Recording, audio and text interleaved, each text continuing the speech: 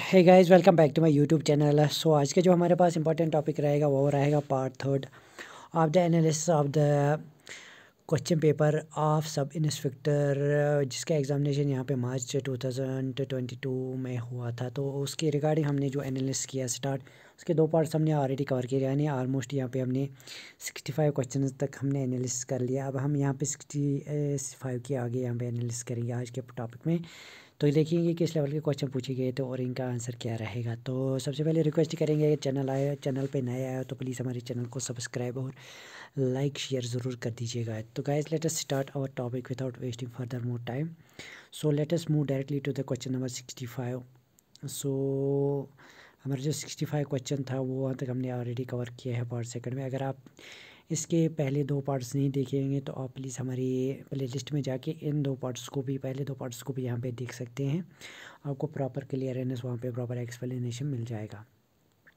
66 वाला क्वेश्चन रहेगा यहाँ पे, which of the following political party belongs to Kerala. Kerala की पॉलिटिकल पार्टी में एक आइडेंटिफाई करना है कि केरला में जो पॉलिटिकल पार्टी है वो कौन सी है। एक फेमस पॉलिटिकल पार्टी है तो वो कौन सी है, वो है यूनाइटेड डेमोक्रेटिक फ्रंट, यानी कि वो है यहाँ पे UDF, United democratic front party यहाँ पे केरला में लीड करती रहती है। अनदर इम्पॉर्टेंट था, identify the antonym for the word Jio parody. Jio parody का एंटोनिम वर्ड आपको फाइंड आउट करना है। जियो पैरोडी की बात करेंगे तो इसका मतलब होता है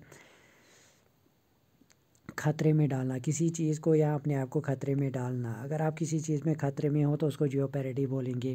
जियो पैरोडी का अपोजिट क्या आएगा, वो आएगा सेफ्टी, यानी अपने आप को सेफ्टी जोन में रखना। अनदर इम्पॉर्टेंट आपके पास था, which the constitution of India guarantees protection from the social justice and all different forms of exploitation. Which of the following is an incorrect option pertaining to the protective legislation acted by the respective government। तो constitution में यहाँ पे लिखा गया है कि सबके साथ सोशल जस्टिस प्रोवाइड किया जाएगा और एक्सप्लोइटेशन को यहाँ पे एलिमिनेट किया जाएगा। इन सब में से ऐसा कौन सा एक्ट ऐसा इनकरेक्ट एक्ट है जिसमें यहाँ पे ऐसी बात नहीं बोली गई है, तो वो यहाँ पे रहता है schedule caste and schedule tribe prevention of economic offences against the tribal people act 2005। इसमें सोशल जस्टिस वगैरह को कोई यहाँ पे इन्होंने यहाँ पे इसको इंक्लूड नहीं किया, तो ये इनकरेक्ट बन जाता है। अनदर इम्पॉर्टेंट है, the Montreal protocol is an international treaty designed to fulfil which of the following objectives. तो यहाँ पे मॉन्ट्रियल प्रोटोकॉल सबको पता होगा, ये ओजोन लेयर डिप्लीशन के रिलेटेड है। इसको ओजोन लेयर को प्रोटेक्ट कैसे किया जाए तो उसके रिगार्डिंग एक ट्रीटी बनाई गई है, उसका नाम है मॉन्ट्रियल प्रोटोकॉल। 70 वाला क्वेश्चन आपके पास रहेगा, एज वो रहेगा the human development index HDI includes which of the following components. जो ह्यूमन डेवलपमेंट इंडेक्स होता है वो किन दो इंडेक्स को यहाँ पे इंक्लूड करता है। तो यहाँ पे बर्थ रेट और लाइफ एक्सपेक्टेंसी के बेसिस पे हम यहाँ पे ह्यूमन डेवलपमेंट इंडेक्स को यहाँ पे कैलकुलेट करते हैं, किस कंट्री में कितना बर्थ रेट और उनकी लाइफ एक्सपेक्टेंसी रेट क्या है, इससे हम कब फाइंड आउट करते हैं HDI। अनदर इम्पॉर्टेंट रहेगा, choose the correct option from the given statement. Baralacha pass is the highest mountain pass western Ghats mountain range. Western Ghats में बारालाचा पे सबसे हाईएस्ट माउंटेन घाट है, माउंटेन पास है। अनदर स्टेटमेंट है आपके पास, Baralacha pass connects Lahaul district of Himachal Pradesh to Leh district in Ladakh. तो ये आपके पास दो स्टेटमेंट्स है, इनमें आपका जो पहला वाला वो है फॉल्स बन जाता है और दूसरा यहाँ पे ट्रू बन जाता है, क्योंकि पहला वाला जो बारालाचा पास ही ऑलमोस्ट यहाँ पे हिमाचल प्रदेश के एरिया में और लद्दाख एरिया के में पाया जाता है, तो यहाँ पे ये है कोई इनकरेक्ट बन जाता है पहला वाला ऑप्शन। अनदर ऑप्शन आपके पास अवेलेबल है, वो है a list of all the central laws made applicable to the union territory of Jammu and Kashmir is provided under which schedule of the Jammu and Kashmir organisation act 2019। तो जो सेंट्रल लॉज है वो सारे के सारे यूटी जम्मू कश्मीर में एप्लीकेबल हो गए हैं। तो JK रीऑर्गेनाइजेशन एक्ट का वो कौन सा शेड्यूल है जिसके अकॉर्डिंग ये सारे लॉज एप्लीकेबल हो गए, वो तो यहाँ पे 5th शेड्यूल बन जाएगा। यहाँ पे जम्मू कश्मीर रीऑर्गेनाइजेशन एक्ट के 5 शेड्यूल्स है, 103 सेक्शंस एंड 14 चैप्टर्स इसके हैं, ये सब आपको पता ही होगा। अनदर इम्पॉर्टेंट है आपके पास है, most of the communication method use today. और जो हमारे आज की कम्युनिकेशन मेथड है वो किसके, जैसे आप सबको पता है mobile technology, internet technology, wifi technology use करते हैं, उस बेस पे हम टेक्नोलॉजी बेस यहाँ पे कम्युनिकेशन आजकल ज़्यादा यूज़ करते हैं। तो 74 वाला MCQ आपके पास रहेगा, वो रहेगा आपके पास, EVM are used in general Indian and state elections by voters to cast their votes. EMV is an acronym for. जो ईवीएम यूज़ किया जाता है वोटिंग के लिए स्टेट या जनरल इलेक्शंस के लिए, तो उस ईवीएम का फुल फॉर्म क्या है, वो है इलेक्ट्रॉनिक वोटिंग मशीन, जिसमें हम इलेक्ट्रॉनिक वोट्स को काउंट करते रहते हैं। तो यहाँ पे दो न्यूज़पेपर दिए गए हैं, केसरी एंड मराठा। तो इनको यहाँ पे कौन पब्लिश करने वाला है, इनका ऑथर कौन रहने वाला है, वो रहने वाला है बाल गंगाधर तिलक ने यहाँ पे केसरी एंड महारथा। आप पर्टिकुलरली ये नेक्स्ट एग्जाम में भी ऐसे क्वेश्चन एक्सपेक्ट कर सकते हैं। जो केसरी एंड मराठा है किसने ऑथर करे थे, तो यहाँ पे बाल गंगाधर तिलक ने इनको यहाँ पे पब्लिश कराया था। 74 रहेगा आपके पास। If you go to the northern parts of Karnataka and Maharashtra, you will see the lots of cotton plants. What is the main reason for that? अगर आप कर्नाटका नॉर्दर्न पार्ट्स में जाओगे, अगर नॉर्दर्न पार्ट ऑफ कर्नाटका या महाराष्ट्र के जाओगे तो वहाँ पे आपको ज़्यादा कॉटन प्लांट्स देखने को मिलेगी। तो इसका मेन रीज़न क्या होता है, इसका मेन रीज़न ये होता है क्योंकि वहाँ पे ब्लैक सॉइल ज़्यादा होती है। दक्कन प्लेटू में लाइक करते हैं कर्नाटक और महाराष्ट्र, तो वहाँ पे कॉटन उसको ब्लैक सॉइल कॉटन को यहाँ पे सपोर्ट ज़्यादा करती है। अनदर इंपॉर्टेंट गाइस आपके पास था, what would be the barrier to the communication in foreign country. Foreign country में आपको कम्युनिकेशन बैरियर कैसे देखने को मिलेगा। नॉट नोइंग द लैंग्वेज, मतलब आपको फॉरेन लैंग्वेज पता ही नहीं है तो आपको कैसे कम्युनिकेट करोगे बाकी फॉरेन कंट्रीज़ के साथ।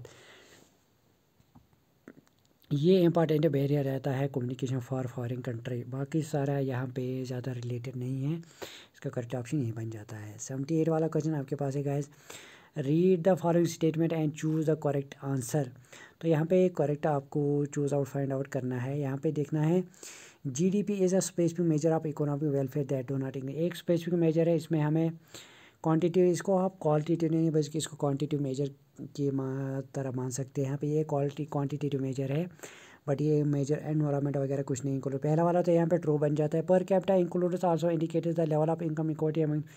पर कैपिटा इनकम से पता चल जाता है कि इनकम इक्वालिटी अमंग पीपल क्या है, इससे नहीं पता चल जाता है। ये बिल्कुल रॉन्ग है, तो पहला वाला करेक्ट है, दूसरा वाला फॉल्स है। अनदर इंपॉर्टेंट आपके पास है, which type of food chain exhibit the following way of transfer of energy in. तो ये एक चेन दी गई है, डेड ऑर्गेनिज्म से लेके फंगई से लेके बैक्टीरिया जाता है। तो ये किस टाइप की फूड चेन आप यहाँ पे कंसिडर करेंगे, प्रोड्यूसर, पैरासाइटिक या सेप्रोफाइटिक। इसमें हम सेप्रोफाइटिक के फूड चेन टाइप कंसिडर करेंगे क्योंकि यहाँ पे डेड ऑर्गेनिज्म से स्टार्ट होता है, फिर फंगई पे जाता है, फिर बैक्टीरिया इसको कंज्यूम करता रहता है। तो ये एनवायरनमेंट से लिया गया था वाला क्वेश्चन। अंदर इंपॉर्टेंट आपके पास रहेगा, यहाँ पे एक सेंटेंस दिया गया, अंडरलाइन वर्ड दिया गया, इसको फाइंड आउट करना है। The diamond is a shining brightly that every one is mesmerised by it. जहाँ तक बच्चों का यहाँ पे कहना है कि शाइनिंग ब्राइटली का ये एडजेक्टिव यहाँ पे एडजेक्टिव फ्रेज बन जाता है क्योंकि ये क्वालिटी यहाँ पे डिनोट करता है, तो क्वालिटी डिनोट करने का एडजेक्टिव ये बन जाता है। बट यहाँ पे जेकेएससी ने बोला है कि एडवर्ब फ्रेज है, बट इसका यहाँ पे रिप्रेजेंटेशन डाला गया है कि ये एडजेक्टिव फ्रेज है। बट अभी देख सकते हैं जेकेएसबी के फाइनल आंसर की में क्या इसका रिप्रेजेंटेशन फाइनल आंसर होगा। 81 का क्वेश्चन आपके पास है guys, what is the number of bits of N IP address in IPv6, यानी कि IPv4 और IPv6 जो होते हैं ये कितने बिट्स होते हैं। अगर आप IPv4 की बात करेंगे तो वो अलग, उसके अलग बिट रहते हैं और इसके अलग बिट रहते हैं। IPv6 की बात करेंगे तो उसका रहता है 128 बिट का ये एड्रेस हो IP एड्रेस होता है। अनदर इम्पॉर्टेंट बात करेंगे यहाँ पे, identify the antonym for the word disparity. Disparity का यहाँ पे आपको फाइंड आउट करना है। एंटोनिम डिस्पैरिटी का मतलब होता है किसी चीज़ में कोई डिफरेंस, यहाँ पे डिस्पैरिटी निकाल लेना, मतलब कोई डिफरेंस देख लेना किसी दोनों चीज़ के दरमियान। उसका यहाँ पे अपोजिट हो सकता है सिमिलैरिटी, यानी कि दो बीचों में यहाँ पे सिमिलैरिटी क्या है। डिस्पैरिटी का मतलब दोनों बीचों में क्या डिफरेंस है, तो मतलब है दोनों में क्या कॉमन है किसी चीज़ तो है किसी प्रोडक्ट में। तो 83 वाला क्वेश्चन आपके पास गाइस आएगा, वो आएगा आपका CNG is a fuel gas which is similarly composed of methane that is used for vehicle in general. Here CNG stands for, CNG का मतलब होता है जिसमें मीथेन होता है, ये यूजुअली हम व्हीकल्स के लिए यूज़ किया जाता है। CNG का फुल फॉर्म बताइए, वो है कंप्रेस्ड नेचुरल गैस, इसका फुल फॉर्म है, सबको पता ही होगा। 84 वाला क्वेश्चन आपके पास है, choose the correct words of choose the following, choose one who engages in art science study और support for pleasure rather than payment. जो यहाँ पे एक बंदा काम करता है, चाहे आर्ट में काम करेगा, साइंस में काम करेगा, स्टडी में काम करेगा, सपोर्ट्स में काम करेगा, as a pleasure for example enjoyment के लिए यूज़ करेगा, बाकी पैसे कमाने के लिए यूज़ वो एक्टिविटीज़ नहीं करेगा, उसको क्या बोला जाता है, उसको बोला जाता है एमेच्योर, उसको बोला जाता है। ये यहाँ पे सबस्टिट्यूट आएगा, ये करेक्ट वर्ड रहेगा इसका। अनदर इम्पॉर्टेंट आपके पास रहेगा listening is a dash dash. Listening क्या है? An accurate perception of what is being communicated. Hearing sound, listening का मतलब ये होता है कि आपको जो कम्युनिकेट किया गया होगा आप किस तरीके से उसको समझ रहे हैं और सुन रहे हैं, उसका लिसनिंग मतलब यही होता है। अनदर इम्पॉर्टेंट एमसीक्यू आपके पास गाइस वो है in a setting code 731 means study very hard and hard means work page and 145 means study and work which of the following is the correct code. तो guys इसका एक अपना diagram बन जाता है, उस बेस पे इसका यहाँ पे आंसर निकल के आता है। पहले मैं डायग्राम बनाता हूँ गाइस आपके लिए। तो गाइस इस तरीके से ये यहाँ पे ये डायग्राम इसका बनेगा। अगर 73 का मतलब है स्टडी वेरी हार्ड, और उसके साथ साथ यहाँ पे 953 का मतलब है हार्ड वर्क पेज, उसके बाद 145 का मीनस है स्टडी एंड वर्क।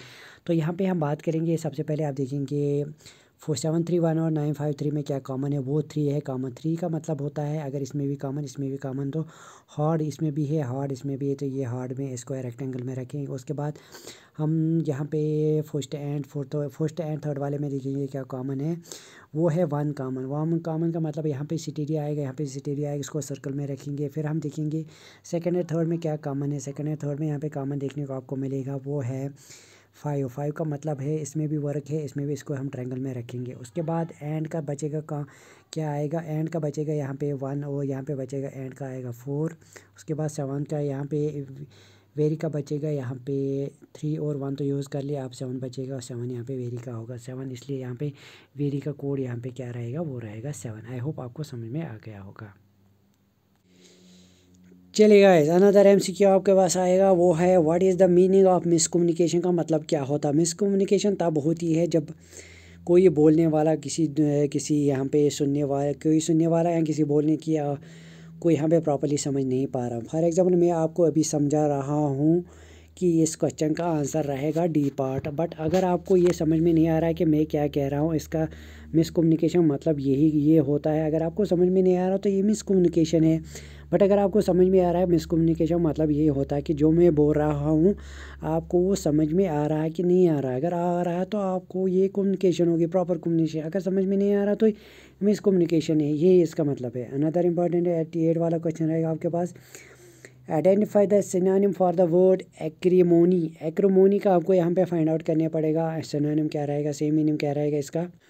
एक्रीमोनी का आपको यहाँ पे फाइंड आउट करना है, इसका सिनोनिम क्या है। एक्रीमोनी की बात करेंगे जहाँ पे यहाँ होता है इल फीलिंग्स। इल फीलिंग्स का मतलब यहाँ पे एक किस्म का गुस्सा, एक किस्म की नाराज़गी, एक किस्म का यहाँ पे डिसअपॉइंटमेंट, यहाँ पे एक किस्म का नाराज़गी आपको देखने को मिलेगा। इसका मीनिंग जैसे आप एग्ज़ाम में बैठे हुए तो आपको क्वेश्चन ज़्यादा आप अटैम्प्ट नहीं कर पा रहे हो, आपका स्कोर ज़्यादा नहीं बन रहा है, तो आपको यहाँ पे एक्रोमोनी स्टेज में चले जाते हैं, यहाँ कि आप इल फीलिंग्स आती है, आपको थोड़ा सा डिसअपॉइंटनेस देखने को मिल रहा है, आप यहाँ पे गुस्से में चले जाते हैं। रेंसर का मतलब भी वही होता है कि जब इंसान डिसअपॉइंट या गुस्से में चला जाता है।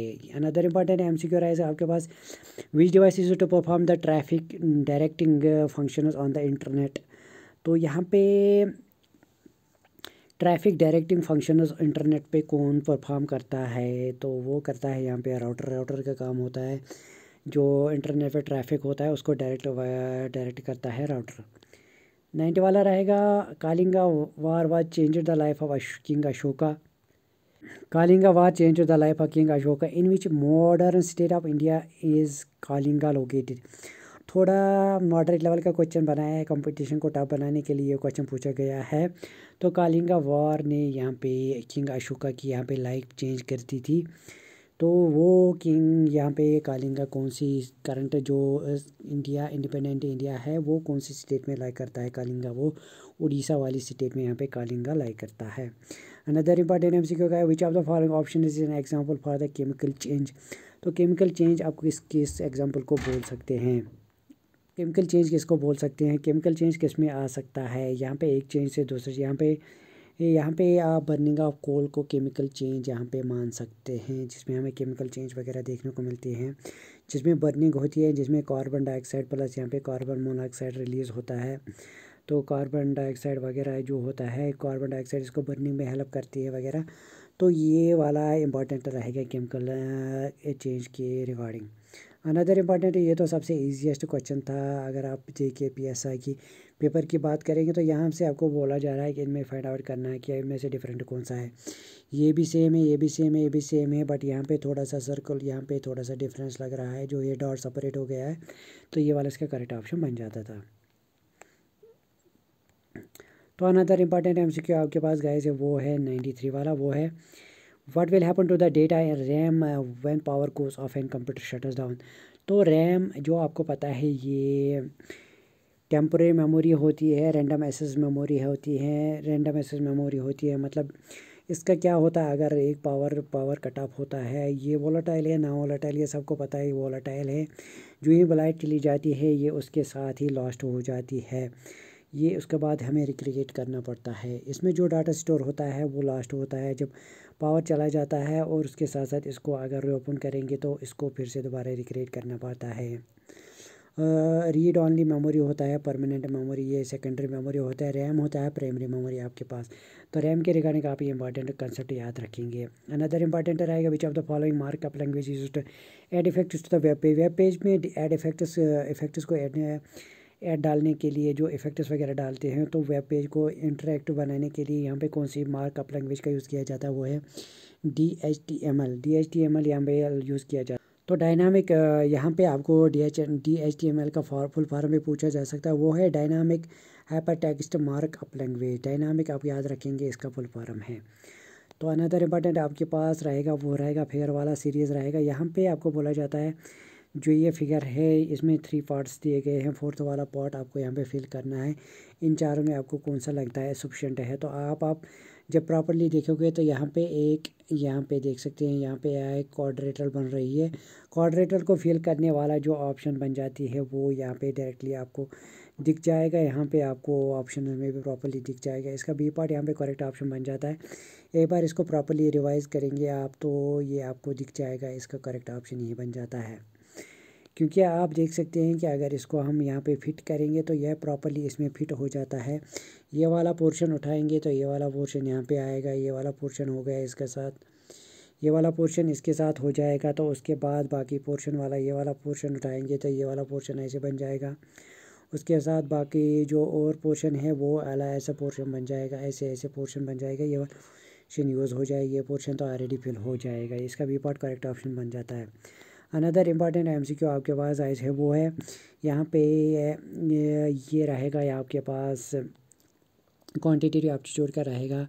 थोड़ा सा लॉजिकल या रीजनिंग वाला कंसेप्ट है यहाँ पे अगर आप बात करेंगे यहाँ पे 345 इसको 12 के साथ क्या डिवाइड करते हैं। अगर आप देखेंगे 12, अगर इसको 5 से डिवाइड करेंगे, 5 5 क्या होता है, 5 6 होता है 30, और यहाँ पे 5 9 होता 45, और 3 क्या होता है 12। यहाँ पे और करेंगे 3 3 6, 3 3 9, 3 1 3 1:33 यहाँ पे बात करेंगे। सॉरी गाइस, यहाँ पे अगर हम 345 को डिवाइड कर रहे हैं 5 से, तो यह डिवाइड होके आता है 5 6 5 69 बन के आएगा। अगर हम 12 को 4 से डिवाइड करेंगे वो क्या आएगा, 4 3 12 आएगा। यानी कि इन दोनों को डिवाइड हो रहा है किसी न किसी चीज़। अगर हम 179 की बात, मतलब प्रॉपर परफेक्ट डिवाइड इसको हो रहा है, बट अगर हम 179 की बात करेंगे तो 179 को हम प्रॉपर डिवाइड नहीं कर सकते, इसको फ्रैक्शन में डिवीजन आएगा। उसके साथ अगर इसको भी प्रॉपर 14 को भी प्रॉपर परफेक्ट डिवाइड कर सकते हैं, 5 15 को भी, 16 को भी, लेकिन 17 को परफेक्ट डिवाइड नहीं कर सकते, इसलिए यहाँ पे 17 आएगा। 97 वाला क्वेश्चन आपके पास गाइस रहेगा, which of the following is the statement mail protocol use to receive emails from remote server to local server. यहाँ पे ईमेल रिसीव करने के लिए आपके पास POP3 यानी पोस्ट ऑफिस प्रोटोकॉल 3, यहाँ पे पोस्ट ऑफिस प्रोटोकॉल 3 यहाँ पे यूज़ किया जाता है from to receive the emails from the remote server to the local server. याद रखेंगे, एग्जाम पॉइंट में से बहुत इंपॉर्टेंट है। बात करेंगे इंडिया के constitution of India has adopted the constitution, जो अडॉप्ट करने वाली है कॉन्स्टिट्यूशन असेंबली। तो किस डेट पे कॉन्स्टिट्यूशन असेंबली ने इंडिया कॉन्स्टिट्यूशन को एक्सेप्ट किया था, अडॉप्ट किया था, वो रहेगा नवंबर 26 1949, यानी कि 11/26/1949 में आप ये कॉन्स्टिट्यूशन असेंबली ने कॉन्स्टिट्यूशन को एक्सेप्ट कर लिया था। अनदर इंपॉर्टेंट रहेगा तो control the operation of computer, which of the following software designed. Computer की ऑपरेशन को यहाँ पे एक कंप्यूटर इसके ऑपरेशन टोटल ऑपरेशन जो इंटरनल ऑपरेशन को यहाँ पे कंट्रोल करने के लिए सॉफ्टवेयर डिज़ाइन किया जाए उसको क्या बोले, उसको बोला जाता है सिस्टम सॉफ्टवेयर, यानी कि सिस्टम का जो उसको कंट्रोल करता है उसकी फंक्शंस को। इंपॉर्टेंट क्वेश्चन रहेगा। अनदर इंपॉर्टेंट रहेगा what is the full form MSG flavour enhancer used in the food industry.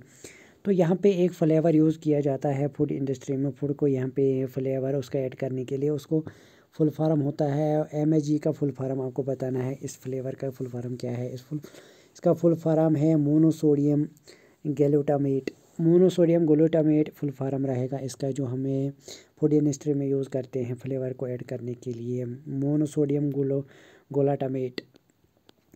तो अनदर इंपॉर्टेंट MCQ आपके पास गाइस रहा, which of the following instrument is used to measure the blood pressure of the human body.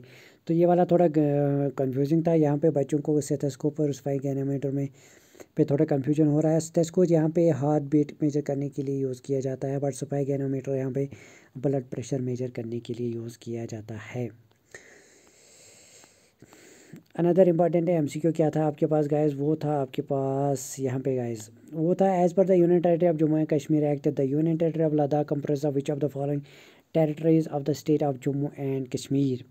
तो यहाँ पे बात करेंगे यहाँ पे जो जम्मू कश्मीर, तो यूनियन टेरिटरी ऑफ लद्दाख में कौन कौन से एरिया यहाँ पे लाई करते हैं। यूनियन टेरिटरी ऑफ लद्दाख में आपको पता है 2 डिस्ट्रिक्ट है, केरला एंड लाह डिस्ट्रिक्ट, तो वो उसके बेस पे यहाँ पे यूनियन टेरिटरी लद्दाख बन जाती है। अनदर इंपॉर्टेंट MCQ आपके पास गाइस है, वो है आपके पास गाइस ये है यहाँ पे वेन डायग्राम से ये सॉल्व हो जाएगा। पहले मैं आपके लिए एक डायग्राम बनाता हूँ इसका। गाइस ये देख लीजिए इसका वेन डायग्राम कैसे बनता है। पहला वाला स्टेटमेंट देखिए आप, सम फ्रूट्स ऑफ वेजिटेबल्स, यानी कि ये सम फ्रूट्स जो होते हैं वो क्या होते हैं, वो वेजिटेबल्स होते हैं, कुछ वेजिटेबल्स होते हैं। और उसके साथ साथ क्या बोला जाता है, सम वेजिटेबल्स और लीफी वेजिटेबल्स, जो कुछ वेजिटेबल्स है वो लीफी वेजिटेबल्स है, यानी कि ये वाला पोर्शन सम पोर्शन बन जाता है। And no leafy vegetable is a fruit, no leafy vegetable यानी कि लीफी वेजिटेबल कोई भी फ्रूट नहीं है, इनके बीच में कोई रिलेशन नहीं है। पहला वाला कंक्लूजन क्या रहेगा, all fruits are leafy vegetables, जो सारे फ्रूट्स है वो लीफी वेजिटेबल्स है। यहाँ पे बोला जाए कोई रिलेशन नहीं है, तो ये वाला सीधे इनकरेक्ट बन जाता है। No fruit is a leafy vegetable, no fruit is a leafy vegetable, कोई भी फ्रूट लीफी वेजिटेबल नहीं है, बिल्कुल इनके बीच में कोई रिलेशन नहीं है, तो करेक्ट बन जाता है, यानी कि ओनली सेकंड स्टेटमेंट इसको फॉलो करेगा। अनदर इम्पॉर्टेंट MCQ आपके पास गाइस है। तो गाइस ये था इम्पॉर्टेंट टॉपिक आज का हमारा, बाकी जो रिमेनिंग यहाँ पे MCQs रहेंगे वो हम दूसरे टॉपिक में कवर करेंगे। थोड़ा लेक्चर लेंथी हो रहा है यहाँ पे। तो आज के लिए इस वीडियो लेक्चर में इतना ही। आज देखा हमने कितने सारे क्वेश्चंस यहाँ पे अटेम्प्ट कर लिए, इनका रेजोल्यूशन क्या था, इनका लेवल क्या था, वो हमने सारा डिस्कस, इनका एक्सप्लेनेशन क्या था। वहीं पे आपको कन्फ्यूजन होगा उसके रिगार्डिंग कमेंट्स में आपको मेरे साथ शेयर करेंगे, उसके रिगार्डिंग आपको आंसर प्रोवाइड कर दिया जाएगा। बाकी फ़िलहाल के लिए इस वीडियो लेक्चर में इतना ही, मिलती है दूसरे वीडियो लेक्चर में कुछ नया इंपॉर्टेंट लेके, इसका फोर्थ पार्ट लेके। तब तक के लिए गुड बाय, खुदा हाफिज़, take care and bye bye.